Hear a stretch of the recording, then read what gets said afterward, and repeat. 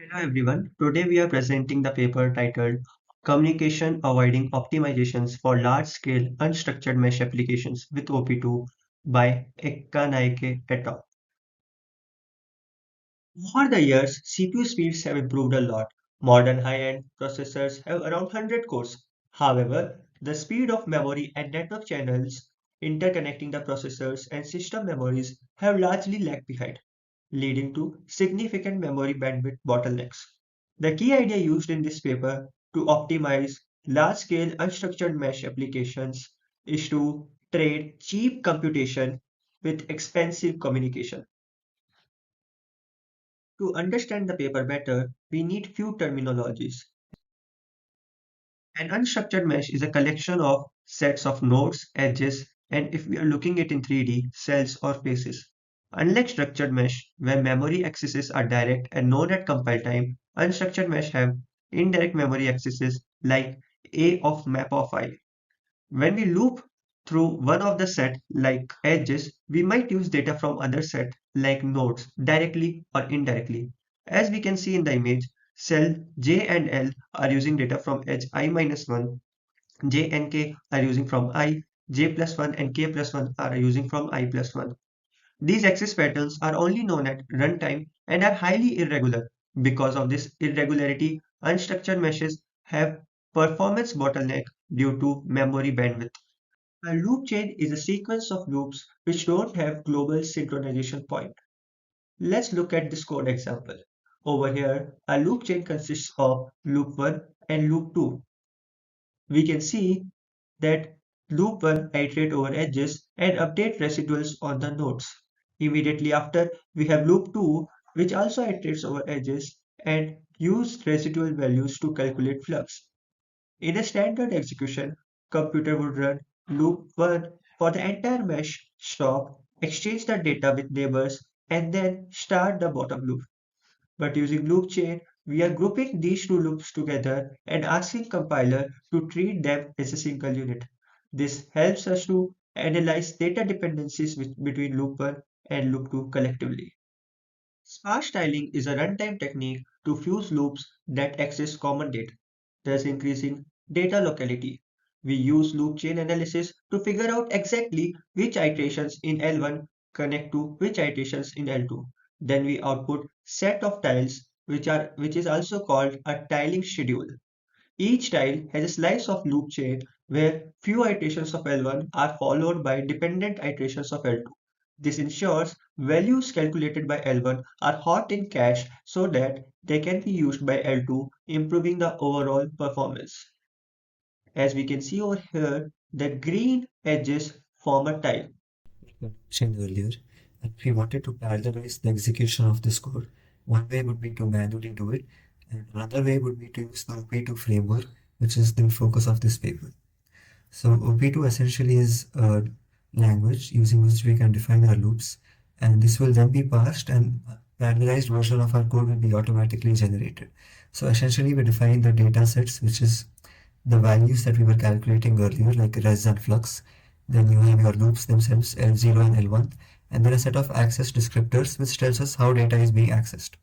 The important components of this is the M or map value, which tells us if the access is direct or indirect. Direct access would mean, for example, if the loop is iterating over edges and it only accesses edge data. So the partition has all the information required and it does not need information from a neighboring partition. So that is direct access. Indirect access would be something like if a loop is iterating over edges and it needs to access cell or node data, it would have to then do that through an OP2 map like E2N and E2C, and this data could possibly live on another partition. So a hero exchange could possibly be required, so it is an indirect access. And the second important part of the access descriptor is the mode, which tells us if there is a read, an increment, or a write happening. So using this information, OP2 will parallelize our code.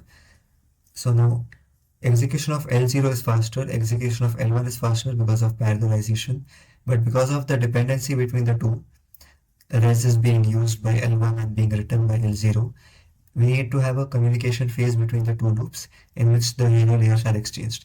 And this will slow down our execution because communication is much slower compared to computation. To avoid this, the authors propose a method where we first figure out what all information is required by the loop throughout its execution, and then we move all of the communication to one big communication phase at the start of the execution. And then subsequently each rank has all the information it requires and it will only do computation thereafter. So to do this we need to find the required halo depth for each loop. So let's now look at how this algorithm works. Here is the overall structure of the algorithm.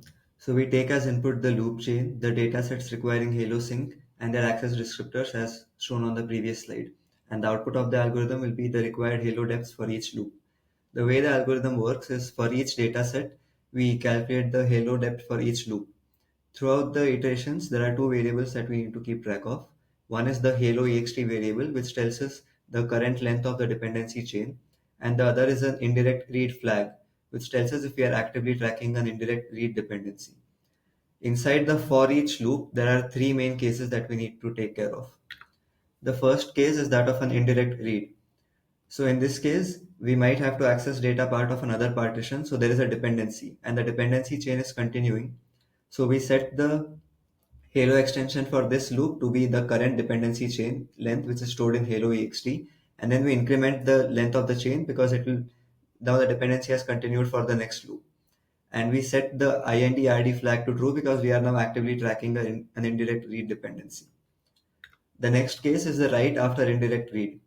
This is the case where we have found the source of the dependency. Here is where the data originated. In this case, the Halo ext counter is reset as the dependency chain has ended, and the indirect read flag is set to false as we are no longer tracking a dependency. And the Halo depth for this loop will be set to Halo ext plus 1 as it has to do computation for all of the layers stored currently in Halo ext plus itself. The third case is that of direct read. In this case, the data is directly available to the partition on its own self, so it does not have to access data on any nearby partition. So the depth for this layer is just 1. The Halo ext counter is reset to 0 as the chain has ended, and the flag is once again set to false as we are no longer tracking a dependency. At the end of the algorithm, we just take the max for each loop over all datasets, and that will be the effective Halo extension for the loop. Moving on to our implementation overview, we choose the airfoil problem, which relies on an unstructured mesh. We did not use the automated OP2 compiler. We wanted to see if these algorithms could be applied manually to standard existing MPI codes. To simulate real-world conditions on our test machine, we injected an artificial bottleneck. We limited the network bandwidth to 100 Mbps in our simulation. This allows us to mimic the memory wall where communication is much slower than computation. We run this on 4 processes for 1000 iterations. First, let's look at the baseline implementation. This represents how most standard parallel programs are written today. The structure is simple but inefficient for high latency networks. We run a computation loop. We immediately stop to exchange hello data with neighbors. We run the next loop. We stop and exchange data again. This creates a stop and go traffic pattern. Here is our communication avoidance implementation. We completely restructure the flow. Instead of communicating inside every loop, we perform a dependency analysis to figure out exactly what data is needed for the entire sequence. We then perform a massive communication step at the very beginning, sending the multi-layer halo. We will now see the performance improvements of different data sets of sizes 80 MB, 650 MB, 340 MB. We can see an improvement of 32% in 80 MB data, 15% in 600 MB data, and 18% in 340 MB data. We can see good performance in 80 MB dataset is probably due to less redundant computations and communication is a pure overhead here. That concludes our presentation. Thank you.